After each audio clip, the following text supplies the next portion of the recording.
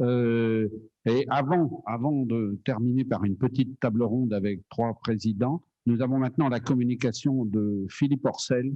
Philippe Orcel, c'est un vice-président de la Fédé, rhumatologue, mais surtout qui est avec Francis Dujaric, un chirurgien stomatologue, l'animateur de notre comité parcours professionnel et donc qui a joué un grand rôle dans tout ce qu'on est en train de construire et de défendre et de lutter sur la recertification. Bonjour Philippe, à toi. Merci Olivier. Vous voyez mon écran là, hein? Est-ce que vous pouvez faire un partage d'écran et lancer votre communication, s'il vous plaît? J'ai fait un partage d'écran et j'ai théoriquement lancé. Je ne vois pas votre... Voilà. Là, c'est bon? Parfait, merci. Très bien. Merci Olivier et merci à Monsieur le Président de l'Académie pour cette invitation à cette séance. Je vais, dans le quart d'heure qui vient, vous parler donc du sujet du maintien des compétences et des médecins, c'est-à-dire la saga qui nous a conduit du DPC à la recertification. Et je souhaite associer à cette présentation mon compère Francis Dujaric, qui lui est chirurgien, moi je ne le suis pas, et l'ensemble du comité parcours professionnel et développement professionnel continu de la Fédération des spécialités médicales, qui depuis des années conduit la réflexion sur ces sujets importants.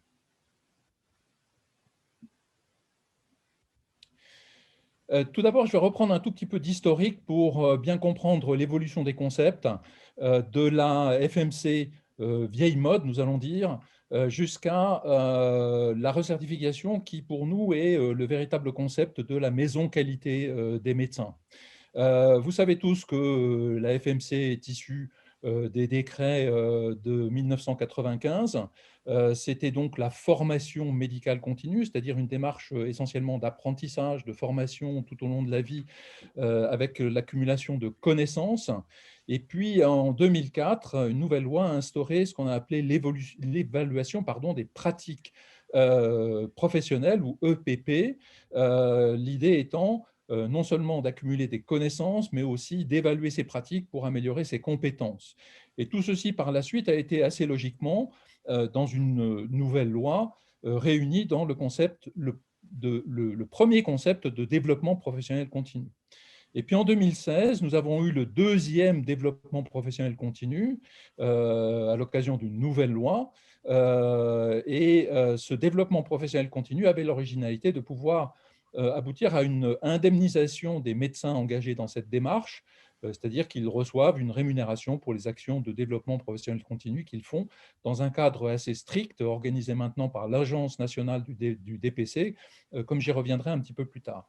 Mais pour nous, en tout cas à la Fédération, ce concept de DPC indemnisé est un peu étroit, un peu étriqué, et nous préférons l'intégrer dans un concept plus large, qui est d'ailleurs inscrit lui aussi dans la même loi de 2016, de parcours professionnel de formation, terme que nous préférons à celui qui est inscrit dans la loi de parcours de DPC, car ce parcours de DPC introduit une troisième notion de DPC, encore différente des deux premières, et donc une grande confusion dans l'esprit des médecins qui ne s'y retrouvent plus vraiment dans ce qu'on appelle le DPC. La maison qualité, c'est vraiment l'étape ultime, c'est-à-dire la certification ou recertification, qui, à notre sens, est vraiment le concept, on va dire, final, probablement pas idéal, mais en tout cas le plus abouti dans les conditions actuelles pour aboutir à une amélioration de la qualité des pratiques médicales. Donc, cette obligation triennale de développement professionnel continu, selon la loi de 2016, comporte trois voies possibles. C'est-à-dire qu'il est possible de valider son DPC, soit en suivant le parcours triennal construit à partir des recommandations du Conseil national professionnel de sa spécialité. La deuxième option est de s'engager dans une démarche d'accréditation que vous connaissez parfaitement bien en tant que chirurgien. Et la troisième est donc de s'engager dans un DPC individuel qui comporte des actions de formation, d'évaluation ou amélioration des pratiques ou de gestion des risques dans le contexte du parcours de DPC proposées par le CNP. Donc, pour revenir sur chacune de ces 3 possibilités, de ces 3 options, pour ce qui est du DPC indemnisé, comme je vous l'ai dit tout à l'heure déjà, il est géré par l'Agence nationale du DPC et il est géré sur une plateforme de l'ANDPC dénommée Mon DPC. Il comporte des actions de formation qui sont très largement majoritaires dans le portefeuille des actions acceptées par l'ANDPC et une petite proportion d'actions d'analyse des pratiques ou de gestion des risques. Et ce déséquilibre est, à notre sens, pas la meilleure façon d'aborder le maintien des connaissances et surtout des compétences des médecins. Ces actions de DPC gérées par la NDPC doivent répondre aux orientations prioritaires nationales définies soit par les autorités de santé, soit par les CNP eux-mêmes. Et elles sont portées par un organisme de DPC qui doit être enregistré auprès de l'ANDPC, ce qui permet d'aboutir, donc, comme je vous l'ai dit, à l'indemnisation du médecin, mais aussi à la rémunération pour son travail de l'organisme de DPC, ces frais étant assumés par un budget géré par l'ANDPC. La deuxième option est donc l'accréditation. Je ne vais pas insister beaucoup parce que vous connaissez parfaitement ce processus qui est géré par la HAS avec son système d'information SIAM qui comporte donc la déclaration d'événements indésirables associés aux soins, les porteurs de risques, à des actions correctrices ou des formations complémentaires pour combler les lacunes et améliorer les pratiques. Et tout ceci a, vous le savez, aussi un impact assurantiel sur les primes d'assurance responsabilité civile professionnelle. La troisième option, donc, pour valider son développement professionnel continu, est de s'inscrire dans le parcours de DPC, selon la loi, ou parcours professionnel de formation, terme que nous préférons. Ces parcours professionnels de formation sont élaborés par chaque CNP en 2020 et transmis aux autorités de santé. Ces parcours doivent faire le lien entre les besoins des médecins et la très grande diversité des actions disponibles. Et tout ceci est matérialisé par un menu sur lequel je vais revenir dans la diapositive suivante, qui comporte diverses actions, des actions, comme on dit dans la novlangue, cognitives. Je traduis actions de formation, des actions réflexives, c'est-à-dire d'analyse des pratiques ou de gestion des risques, et puis des programmes intégrés qui sont à notre sens les plus intéressants parce que combinent les deux précédents dans un enchaînement logique de démarche qualité. Donc, dans ce parcours de DPC, le CNP propose un menu. Donc, le CNP est en quelque sorte le restaurant où vient le praticien. C'est d'actualité de parler de restaurant aujourd'hui. Et donc, ce restaurant propose une carte. C'est la liste validée des actions qui est très diversifiée et qui comporte des actions de formation continue, d'analyse de pratique, de gestion des risques, qui sont soit labellisées selon les méthodes de la Haute Autorité de Santé, soit pour celles qui n'ont pas ce label HAS, pourraient être labellisées par le CNP lui-même. Le CNP, au sein de cette carte, définit un certain nombre de règles, donc le nombre d'actions à choisir, leur nature, leur typologie, et puis peut établir aussi des critères sur la durée nécessaire de cette formation, la proportion jugée minimale d'actions entrant dans le cadre des orientations prioritaires nationales, la proportion de programmes intégrés, parfois aussi des méthodes à privilégier. Tout ceci est à la grande liberté du CNP qui décide lui-même, et il y a une grande variété de CNP à CNP de critères proposés. La réalisation du parcours peut, sur demande du médecin, autoriser le CNP à délivrer une attestation pour valider donc la réalisation du parcours triennal. Donc le médecin a le choix d'établir son parcours, de définir son parcours parmi les actions proposées par son CNP. Bien sûr, il construit son parcours de façon à ce qu'il puisse être validé, et puis surtout, il adapte son parcours en fonction des spécificités ou exigences particulières de sa pratique. Nous savons bien que dans nos spécialités, il y a des surspécialités ou des pratiques particulières, et par exemple, un chirurgien orthopédiste spécialisé dans les prothèses des membres inférieurs choisira préférentiellement des actions sur les complications infectieuses des prothèses ou sur la prévention du risque thromboembolique après prothèse de hanche ou de genou, plutôt que des actions sur la chirurgie de la main ou la chirurgie du rachis de la polyarthrite rhumatoïde. Le praticien peut percevoir un financement pour les actions accomplies à condition qu'elles soient gérées par la NTPC dans le cadre des orientations prioritaires nationales. Et puis, pour toutes les actions réalisées dans son parcours, il est évident que le praticien conservera les justificatifs qui lui permettront ultérieurement de valider au terme de son parcours et solliciter la délivrance de l'attestation. Donc, comme je vous l'ai dit, ces parcours de CMP ont été établis pour chaque CMP en 2020. Nous avons un peu profité pour cette réflexion et cette rédaction du confinement de début de l'année 2020. Ce document qui regroupe et décrit les parcours des 43 CNP qui ont répondu sur les 46 CNP adhérents à la Fédération des spécialités médicales ont été adressés au ministère, à la Haute Autorité de Santé, à la NDPC et à d'autres autorités. Je pense qu'Olivier n'a pas manqué de vous fournir ce document. Voici un exemple. Je suis rhumatologue, donc j'ai pris celui du CNP de rhumatologie.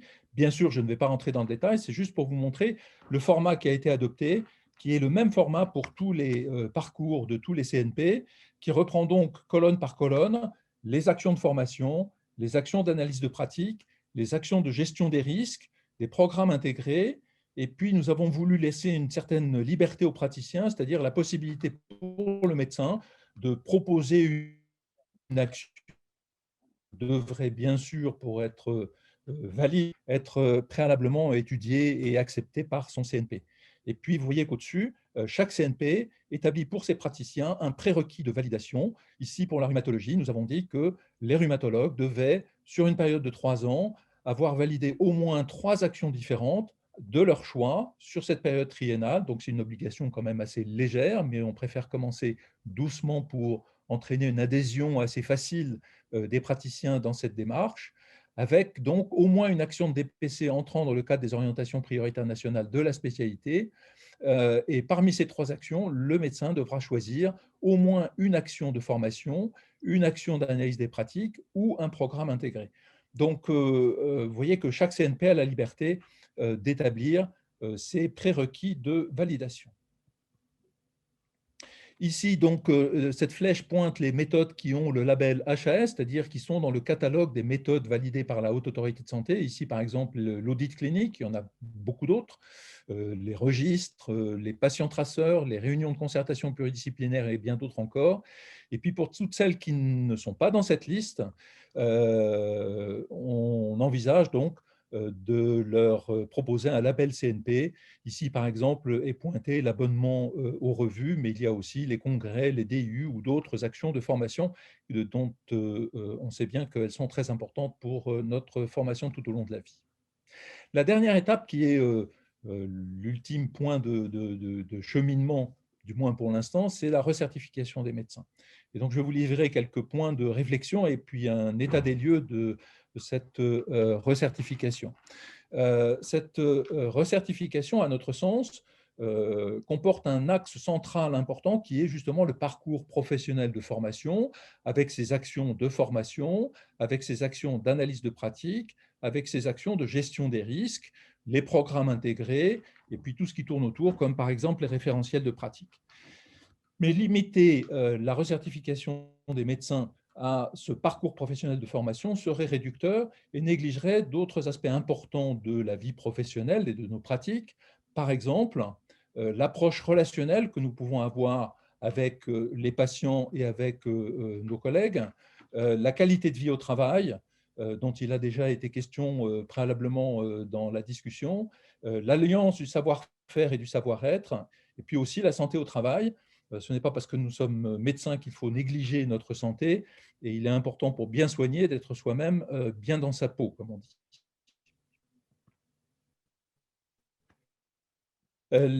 Toutes les questions ne sont pas encore résolues, bien que, vous l'a dit Olivier, la rédaction de l'ordonnance qui scellera la recertification approche. Quelques questions. Le temps consacré par le praticien, le temps minimal consacré par le praticien à cette démarche de recertification, Le rythme de cette recertification, on tourne autour de 6 ans, vraisemblablement. Quel circuit de validation, quel support de traçabilité, quels moyens et notamment de financement, bien sûr, pour la validation et le contrôle de tout ce processus. Et puis, quelles conséquences, c'est-à-dire valorisation des médecins qui auront validé ce processus de recertification et inversement, quelles sanctions pour les médecins en défaut qui n'auraient pas validé leur certification. Alors, pour terminer rapidement, où en sommes-nous des différentes étapes? Pour ce qui est du DPC indemnisé par l'ANDPC, il fonctionne depuis quelques années déjà, avec pas mal de difficultés, surtout depuis le passage de l'OGDPC à l'ANDPC, du fait de problèmes de difficultés relationnelles des organismes de DPC avec l'agence, qui fait beaucoup de blocages ou de restrictions. En plus, on est confronté à un sujet un peu difficile lié à l'obligation que nous imposent les autorités gouvernementales d'une certification, de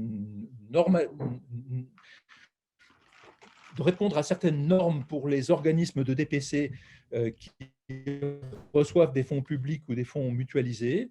Et donc, il faudra passer sous les fourches codines d'organismes de validation, de certification, comme Calliope ou France Formation, et ceci étant à une échéance assez rapide.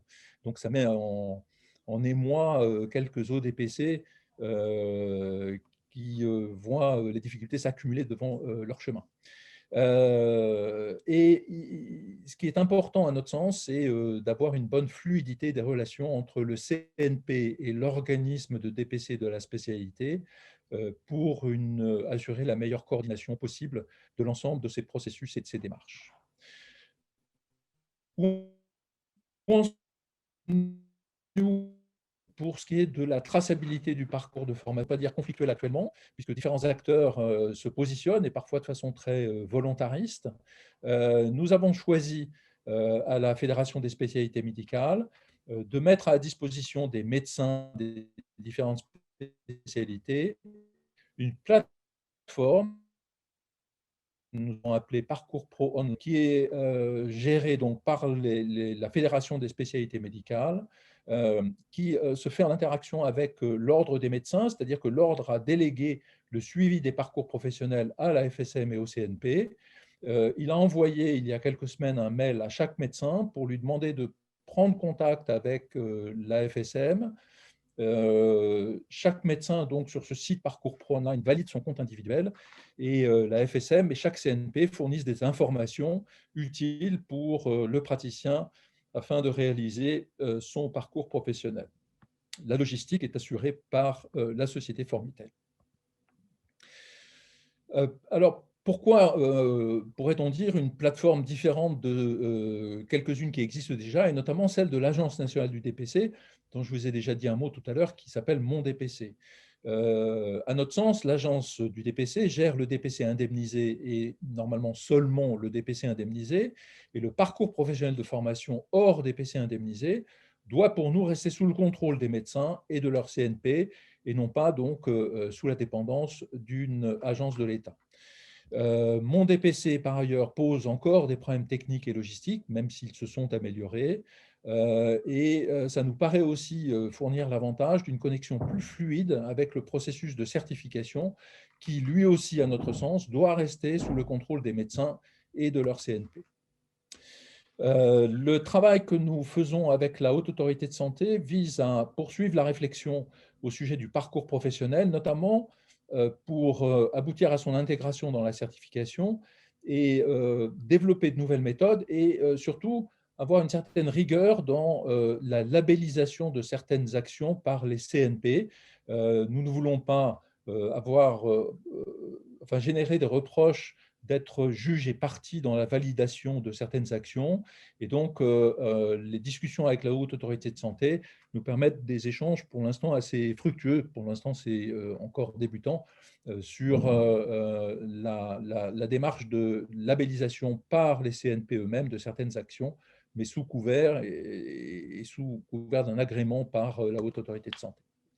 Pour terminer, où en sommes-nous pour ce qui est de la mise en place de la recertification? À la suite d'un groupe de travail entre le Conseil national de l'ordre, la Conférence des doyens, la Fédération des spécialités médicales et le Collège de la médecine générale.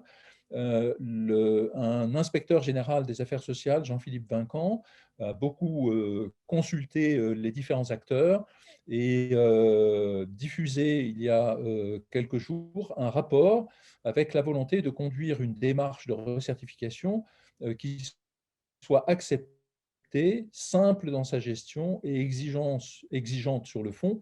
On ne peut qu'adhérer, bien sûr, aux vœux qui sont ainsi formulés. L'objectif de la FSM, je vous l'ai dit, c'est de faire du parcours professionnel de formation le pilier central, l'axe central de la recertification, sans négliger, bien sûr, les autres moyens de valider le DPC, que sont les actions de la NDPC et l'accréditation gérée par la Haute Autorité de Santé.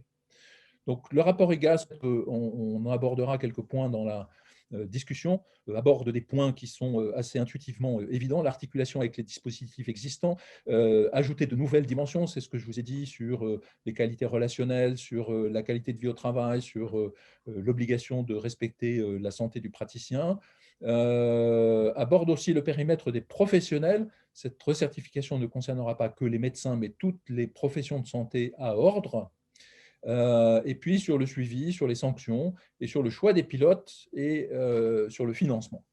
30 recommandations de la mission ont été proposées avec un argumentaire détaillé pour chacune de ces 30 recommandations.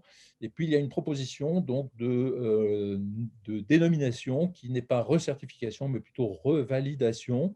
Ça, je pense que c'est encore sujet à discussion. Donc, un projet d'ordonnance est en cours de réflexion et, comme vous l'a dit Olivier, la concertation vient de commencer. Pour terminer, donc, j'insisterai sur quelques mots ou phrases clés. Le maintien des compétences et l'actualisation des connaissances est pour tous les médecins une obligation déontologique inscrite dans le code de déontologie. Le DPC, lui, est inscrit dans la loi, c'est donc une obligation légale, je vous le rappelle, à cycle triennal.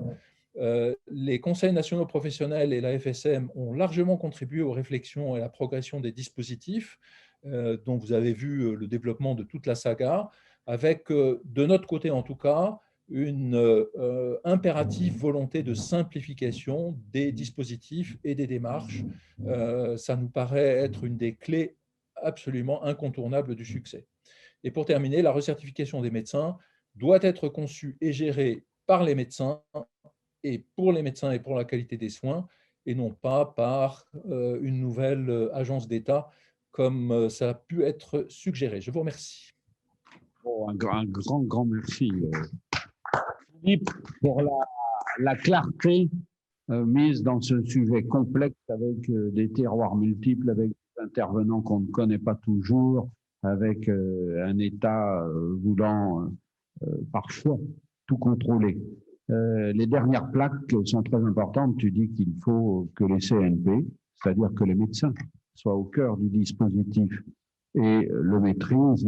Je pense que nous partageons tout ça ici et c'est ce que va faire, ce qu'on va essayer de faire dans notre contribution à la rédaction de l'ordonnance. Il y a certainement des questions pour Philippe. Il y en a. Ah, il y a une question, je vois, de Rémi Salmon. Ah, pour ce qui concerne la pathologie mammaire, il y a un gap entre la chirurgie générale, la gynécologie et la chirurgie esthétique. Ah, comment répondre lorsque des choses concernent... Ça concerne les spécialités, ça. Ça concerne les zones frontières. Alors, Philippe a peut-être une réponse, mais pour les zones frontières de pathologie, moi, j'étais chirurgien vasculaire jusqu'à il y a peu, mais j'ai fait beaucoup de chirurgie endocrinienne, ça arrive quelquefois. Pour ce genre de choses, dans ce quoi on s'est mis d'accord dans la révision de la nomenclature, si les choses vont jusqu'au bout, il va y avoir un haut conseil qui va travailler avec la FSM pour désigner les chefs de file par grande spécialité, mais il y aura aussi des chefs de file pour des groupes qui réuniront des représentants des deux secteurs de plusieurs spécialités lorsqu'il y a des chirurgies frontières. Si je reviens à ma chirurgie thyroïdienne, il y aura des ORL, il y aura des chirurgiens viscéraux, généraux, des chirurgiens vasculaires. Si on parle d'interventionnel et on fera évoluer les définitions, sur le vasculaire, il n'y aura pas que des radiologues interventionnels, il y aura des chirurgiens vasculaires, il y aura des cardiologues, il y aura des chirurgiens cardiothoraciques. Enfin, cette question rejoignait un peu celle de Daniel Rivière tout à l'heure, c'est-à-dire de la frontière des spécialités. Et je pense qu'il est très important que les CNP soient au sein de leur CNP à l'écoute de leurs spécialistes et de la diversité des pratiques que peuvent avoir au sein d'une même spécialité différents spécialistes, mais soient aussi à l'écoute des frontières de leur spécialité et interagissent à ce point de vue avec d'autres CNP pour les sujets frontières. Et je pense que, bien entendu, la fédération est l'organe idoine pour permettre et faciliter ces interactions. C'est ça. Est-ce que je repose la question un peu d'une manière, est-ce que la recertification, finalement, lorsqu'elle existera, ne devra pas en fait coller à des pratiques individuelles? C'est-à-dire qu'on ne sera pas forcément, on ne revendiquera pas d'être orthopédiste de tout, mais on restera orthopédiste. Mais est-ce qu'il n'y a pas un peu de ça? Est-ce que ce n'est pas un souhait aussi que les gens soient un petit peu dans ce qu'ils aiment faire et qu'ils font bien? C'est d'autant plus important que c'est l'essence de la démarche et l'objectif de la démarche, c'est-à-dire d'améliorer ces pratiques en tenant compte de ces pratiques réelles. Je reprendrai un exemple que Serge Juzan a beaucoup utilisé pour illustrer ça, c'est-à-dire qu'un obstétricien ou un gynécologue spécialisé dans l'échographie fétale, on lui demandera de se former, de maintenir ses connaissances et ses compétences dans l'échographie fétale et pas forcément dans telle ou telle technique d'accouchement difficile. Et je vois que Jean-Claude, tu as une question. Ah, il y a Hubert oui, aussi. Oui. Je voudrais bien poser une question. Je voudrais vous féliciter, bien sûr, pour la qualité, le travail fait.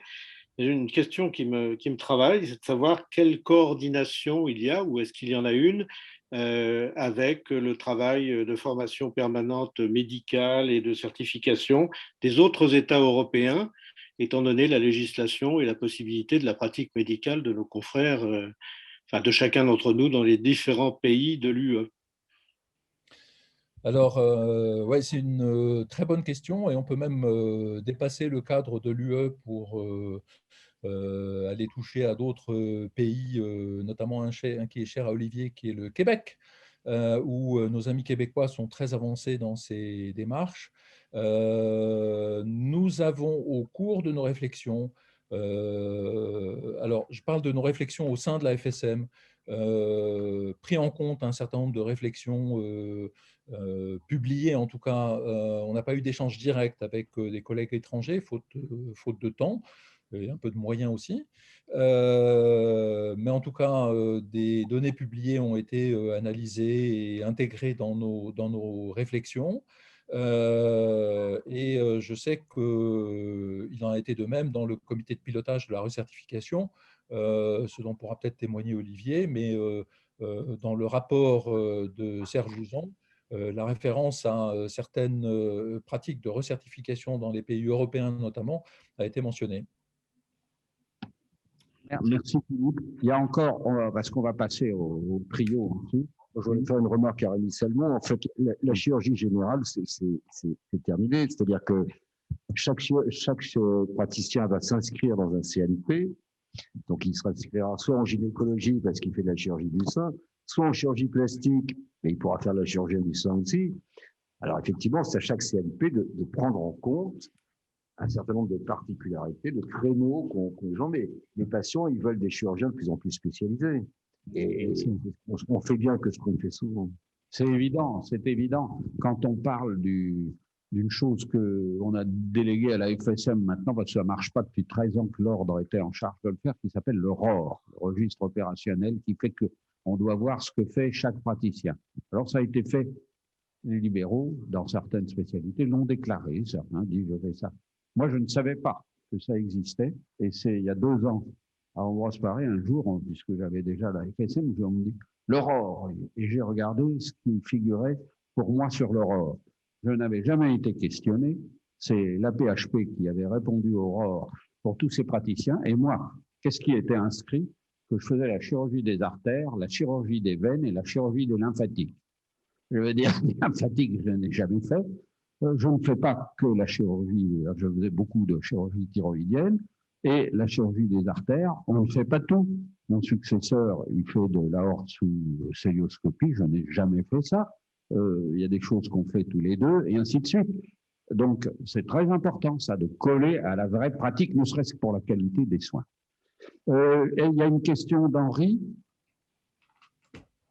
Henri Coudane, on ne t'entend pas. Micro. Micro, veuillez m'excuser. Merci pour cette très belle communication qui permet de comprendre un peu mieux les choses. Alors voilà ma question, qui répondra d'ailleurs à une question d'un collègue qui tournait autour de la spécialité médecine du sport.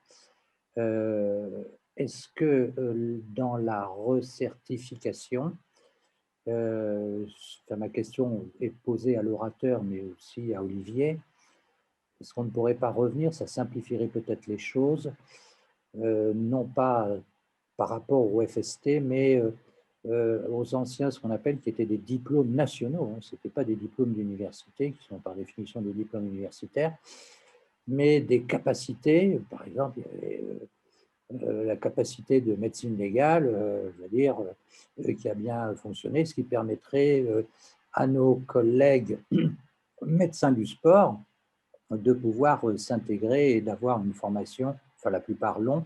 Moi, j'ai passé le CES de médecine de biologie et de médecine du sport. Alors, biologie du sport, pensez bien, totalement incompétent. Médecine, oui, plutôt chirurgie, parce qu'un jour, il y aura bien les chirurgiens du sport aussi. Donc, première question, est-ce que la capacité a sa place? Et la deuxième question, toujours dans le cadre de cette certification, est-ce que dans la mission de la certification, mais ça, je pose surtout la question à Olivier, il ne serait pas bon de proposer que dans ces missions, il y ait aussi la possibilité, comme l'exemple vient d'être donné d'ailleurs par Olivier lui-même, qui fait de la chirurgie des artères, des veines et des lymphatiques, et en fait, il ne fait pas du tout ça, de cibler un certain nombre soit de diplômes ou de capacités, toujours en concordance avec la dernière réforme, qui a été pilotée par Serge Usan, la réforme du 3e cycle. Alors, donc, 2 questions, je résume. 1, la place de la réminiscence des capacités, par exemple pour la médecine du sport, et puis la possibilité pour, deuxième question, la certification d'être organe de proposition. Alors, je pense que c'est Philippe le mieux pour répondre. Juste une chose, je veux quand même dire que dans le travail que Philippe a coordonné, mais mon CNP a répondu, le CNP, ils ont tous répondu, puis ça a été harmonisé. La possibilité, c'est le CNP qui labelliserait beaucoup de choses et on y retrouve des DU, des DIU, que le CNP considère comme potentiellement utiles, des FST. Alors, le sujet des capacités, je ne maîtrise pas. J'ai vu que lorsque j'animais le département dans ma faculté, on nous a dit qu'il n'y en avait plus. Et puis, on les a vus réapparaître. Donc, mais Philippe, je pense que Philippe Orcel va mieux compléter ça. Je crois que les capacités, en tout cas pour ce qui est de la médecine légale, par exemple, pour ce qui est de la gérontologie, qui étaient des capacités, elles ont évolué dans le cadre de la réforme du 3e cycle pilotée par Benoît Schlemmer vers des DES. Voilà, le problème de la médecine du sport, c'est qu'elle est restée un peu en rade, malheureusement. Mais espérons que ce ne sera que partie remise, Daniel. Alors, si je puis me permettre, la médecine du sport avait un desk. Donc, et un certain nombre de desks ont été transformés en DES, mais nous n'avons pas pu l'être pour un certain nombre de raisons qui ne sont pas de notre fait. Alors, nous avons la particularité d'avoir une double formation. C'est-à-dire qu'actuellement, on peut être médecin du sport en faisant la capacité qui s'appelle toujours de médecine et biologie du sport. Elle s'appelle toujours de médecine et biologie du sport. Et la FST, où là, bien entendu, il y a beaucoup moins de médecins formés, puisque la FST nécessite un certain nombre de postes accordés dans chaque CHU, enfin, ou dans chaque région. Et pour nous, si nous n'avions que la FST, il y aurait une chute dramatique du nombre de médecins du sport, et en particulier des médecins du sport qui vont sur le terrain. Parce que nous faisons de la médecine des sportifs et de la médecine des malades. Alors les malades, c'est surtout dans des structures hospitalières ou publiques ou privées, et le terrain, il faut suivre les équipes, etc. Par contre, ce que j'ai entendu, et ce qui m'a fait très plaisir de la part de Philippe Orcel, mais on l'avait déjà entendu, c'est que finalement, la recertification ou la revalidation, si on change de mot, on va recertifier le fait qu'un médecin fait bien son boulot de médecin et suit un parcours professionnel correct, mais on va le revalider dans ce qu'il fait le mieux et dans sa pratique habituelle. Oui. C'est-à-dire que, si j'ai bien compris, un spécialiste de médecine générale qui fait 80% de son temps en médecine du sport et 20% en médecine générale pourra suivre le DPC, le parcours professionnel qu'on a envoyé sur le modèle que Philippe a montré du CNP associé pour l'instant, donc, de médecine du sport. Et pour moi, ça, c'est une avancée phénoménale. Pour moi, c'est une avancée phénoménale parce que j'abandonne mon idée de double certification. C'est plus la peine. Pour moi, à partir du moment où un médecin du sport, quelle que soit son origine, et il y a un certain nombre de chirurgiens actuellement qui font partie de la Société française de traumatologie du sport et qui ne font que du sportif. Bon, comme vous l'entendez peut-être à mon léger accent, je suis de Toulouse, nous avons une clinique universitaire du sport où sur le même palier, vous avez les chirurgiens orthopédistes et les physiologistes de l'exercice qui travaillent ensemble pour la médecine et la chirurgie du sport. Donc moi, là, ce que je viens d'entendre et que je vais rapporter à mon CNP associé si Philippe Orcel m'y autorise, c'est de dire que oui, on peut faire tout notre parcours professionnel en médecine du sport, on sera validé. Mais Daniel, c'est ce qu'on portera dans les réunions de négociation. Mais encore mille merci. Il n'y a pas de quoi.